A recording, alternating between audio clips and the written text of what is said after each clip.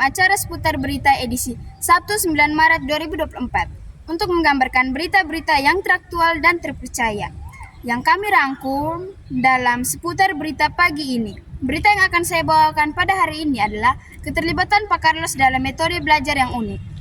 Nah pemirsa, keterlibatan Pak Carlos dengan metode ini untuk membangkitkan kembali, menghidupkan kembali semangat anak-anak. Sebagai guru bahasa Indonesia, metode ini dibuat pada jam-jam pelajaran terakhir. Guru yang murah senyum itu melakukan ini karena ada hal baik atau hal positif. Memang, bagi Pak Carlos ada banyak hal positif yang bisa menghidupkan kembali stamina anak-anak atau semangat anak-anak dari kelelahan fisik dan kelelahan berpikir. Ya, mengajar metode tertidur ya, artinya begini ya, sebenarnya itu salah satu metode untuk membangkitkan kembali, menghidupkan kembali semangat anak-anak kita dalam proses pembelajaran. Memang betul, saya pernah lakukan hal itu di siswa saya yang saya bawa pada saat pembelajaran di jam-jam terakhir. Kenapa saya lakukan hal itu? Karena memang bagi saya itu bahwa ada hal baik, hal positif yang bisa menghidupkan kembali stamina mereka atau semangat mereka dari kelelahan fisik dan kelelahan berpikir yang mereka hadapi. Sehingga itu saya lakukan di kelas 7D waktu itu di pembelajaran setelah jam 12-an ke atas pada saat pembelajaran masih bisa. Itu betul. Ternyata pemirsa, sosok guru yang murah senyum itu mencoba metode ini dari pengalaman demi pengalaman sebagai seorang guru yang sudah 11 tahun mengajar di SMPK Frater Maumere. Pak Carlos yang adalah pembina OSIS terinspirasi dari tokoh pendidikan kita yaitu Bapak Ki Hajar Dewantara.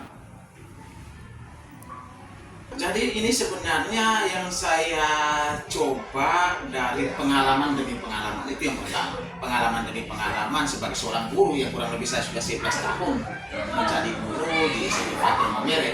Kemudian saya menemukan bahwa ada beberapa cara atau ada beberapa metode yang kita bisa gunakan untuk membangkitkan kembali semangat anak-anak dalam pembelajaran. Salah satunya bisa kita bernyanyi, menonton film, kita bermain atau menari terlebih dahulu, atau bisa kita buat permainan-permainan yang menggembirakan, termasuk dengan salah satunya adalah kita heningkan semua kita punya aktivitas, kita tidur, kita rehatkan kita punya badan, kita sandar di kursi yang bagus, lepas kita punya tangan, kita henti aktivitas kita. Itu kita betul-betul akhirnya mendapatkan satu dampak yang baik terhadap relaksasi diri. Jadi kita kemudian akhirnya lebih nyantai, lebih fresh, lebih segar untuk mengikuti proses pembelajaran selanjutnya. Sehingga metode ini sebenarnya saya terinspirasi dari pengalaman saya dulu. Setelah itu juga saya kemudian sebagai seorang guru yang kami banyak belajar juga dari beberapa sumber-sumber. Saya menginspirasi dari seorang tokoh pendidikan nasional kita namanya Bapak Ki Hajar Dewantara. Bapak Ki Hajar Dewantara itu kalau bilang pahlawan pendidikan yang 2 Mei kita bisa merayakan hari ulang tahunnya sekaligus hari pendidikan nasional ya. Nah, saya teringat satu pesan dari Bapak Ki Hajar Dewantara. Dia bilang begini, bahwa pendidikan itu harus bisa menyelamatkan anak-anak bangsa, harus bisa membawa pada keselamatan. Bagaimana siang itu lagi panas, anak-anak lagi lelah, kita bisa menyelamatkan mereka untuk mengikuti proses pembelajaran dengan baik. Jangan sampai sia-sia selama 2 jam pelajaran dan membuat anak-anak akhirnya tidak bisa menerima pembelajaran dengan baik karena mereka lagi lelah, lagi tidak siap, lagi belum konsentrasi, lagi capek-capeknya mengerjakan tugas, baru selesai tugas yang satu lanjut lagi bahasa Indonesia, kan begitu. Jadi itu bagian daripada usaha saya sebagai seorang guru untuk menyelamatkan anak-anak saya yang ada di kelas 7B dalam pembelajaran yang sudah ada di titik jam 12 sampai jam 1.15. Jadi itu spirit saya yang kedua adalah dari seorang bapak pendidikan kita namanya Bapak Ki Hajar Dewantara. Kegiatan ini tidak menjadi rutinitas, tetapi ketika seorang guru bahasa Indonesia yang murah senyum itu melihat dari kebutuhan siswa-siswi sehari-hari, saat lagi letih, tidak konsentrasi, dan lagi jenuh, disitulah sosok seorang guru yang murah senyum itu melakukan metode tersebut. Kadang-kadang kami bernyanyi, menari, dan bercerita-cerita lucu.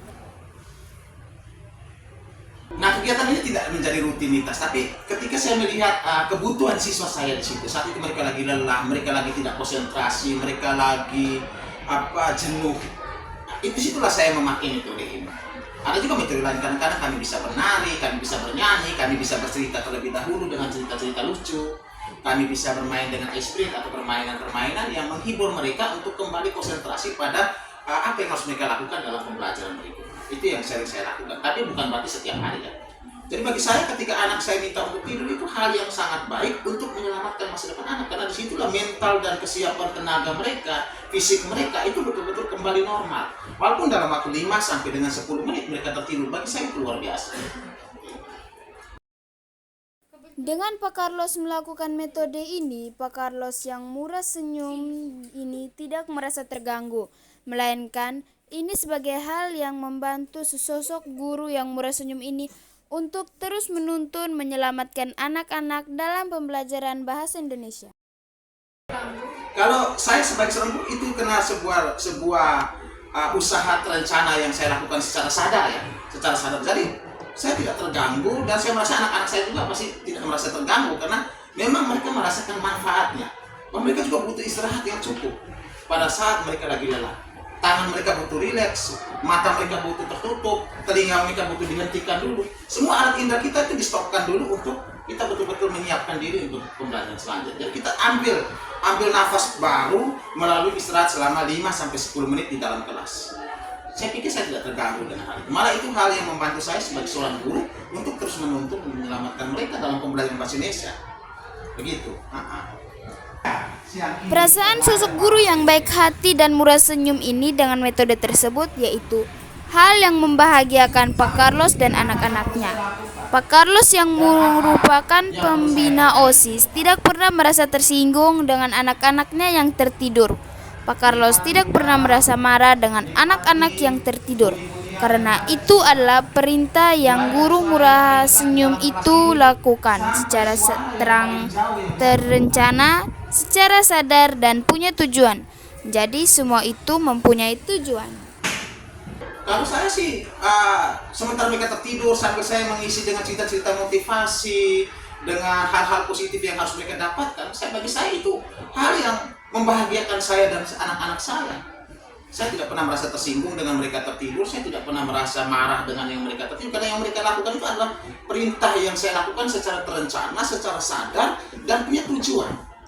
Jadi semua itu terencana dan punya tujuan. Kalau tidak tujuan, tidak mungkin Pak Carlos suruh. Kan gitu ya. Nah pemirsa, ternyata dari metode yang unik ini mempunyai tujuan dan manfaat yang sangat bagus bagi peserta didik di SMPK Frater Maumere. Jadi metode ini kalau dibilang ya cukup unik ya. Jadi banyak orang melakukan kesibukan dengan aktivitas asli, bahkan harus melakukan aktivitas dengan minta adik-adik untuk tidur. Saya pikir ini hal yang boleh dipatuhi oleh Bapak Ibu guru. Manfaatnya besar. Bahwa tadi sudah saya sampaikan bahwa karena ini sesuatu yang saya lakukan secara terencana dan punya tujuan, maka saya harus sebutkan tadi tujuan di awal bahwa ini adalah untuk membangkitkan semangat anak-anak saya untuk kemudian mereka punya satu nafas baru, mereka punya satu tenaga baru, mereka punya satu semangat baru untuk mengikuti proses pembelajaran yang berada di jam-jam terakhir. Jadi ada tujuan. Karena kalau saya tidak melakukan itu, bisa saja proses pembelajaran saya itu ada satu gap learning, ada satu penolakan dari anak-anak saya terhadap pembelajaran yang saya lakukan di kelas. Ada yang mereka dengar tapi hanya karena takut dengan guru yang mereka asal dengar. Ada yang mereka pura-pura paham saja karena siang bolong sudah lapar dan mengantuk. Ada yang mereka sudah pura-pura paham saja karena tangan sudah lelah. Kita suruh tulis, mereka pura-pura tulis saja pada tidak tulis. Ada banyak sekali masalah. Dan itu bagian untuk saya menyelamatkan anak-anak seperti tujuan yang saya sampaikan di awal. Bahwa pembelajaran itu harus bisa menyelamatkan anak-anak saya yang ada di kelas. Itu paling penting dan paling mendasar. Bahwa apa yang saya lakukan di kelas harus terencana dan punya tujuan.